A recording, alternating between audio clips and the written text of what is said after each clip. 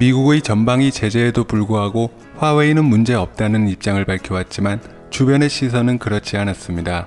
그리고 이러한 시선은 화웨이의 기대와 달리 맞아들어가는 모습인데, 화웨이 소비자 부문 CEO는 언론과의 인터뷰에서 미국의 제재 이후 처음으로 제품 출시를 취소할 수밖에 없게 된 사실을 인정하고 나섰습니다.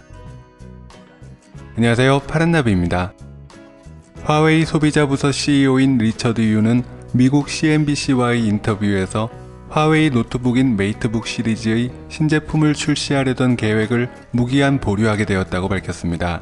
그는 더 이상 PC를 공급할 수 없는 불행한 상황이라며 나중에라도 출시할 것이냐는 질문에 미국의 제재가 얼마나 오래 유지될지가 관건이라며 화웨이가 제재 리스트에 올라가 있는 한 노트북을 출시하기 어렵게 됐다고 인정하고 나섰습니다.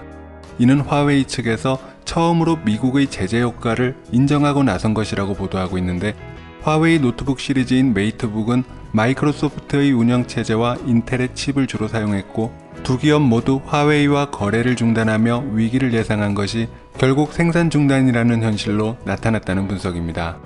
화웨이가 5G 통신장비 시장에서 1위를 달리는 기업이지만 매출 구조를 보면 5G 통신장비 부분은 절반이 안됩니다.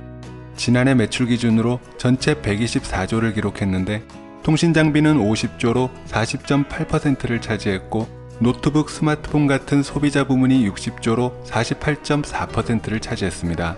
이러한 사실은 스마트폰이나 PC 같은 소비자 부문이 타격을 입으면 매출의 절반의 타격이 생기는 것을 의미합니다.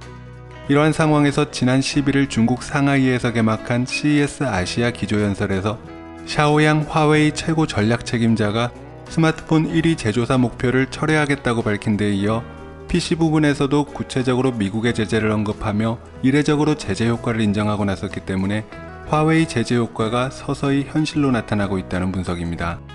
하지만 화웨이도 미국의 제재를 예상하고 7년 전부터 비밀병기를 준비해왔다고 밝히고 있습니다. 그것은 바로 자체 모바일 운영체제인데, 화웨이가 준비한 모바일 운영체제는 중국에서 홍멍이라는 이름으로 상표 등록을 마쳤고, 유럽에선 아크OS라는 이름으로 상표를 등록했으며 2020년부터 화웨이 스마트폰에 탑재할 계획입니다. 사실 화웨이 정도 되는 기업이 오픈소스 등을 이용해 자체 운영체제를 만드는 일은 어려운 일이 아닌 것으로 보고 있습니다.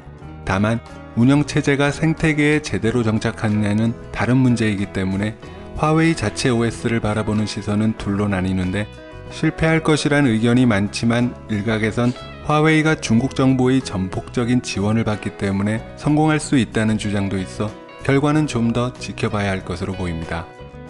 오늘 파란나비가 준비한 소식은 여기까지입니다. 시청해주셔서 감사합니다.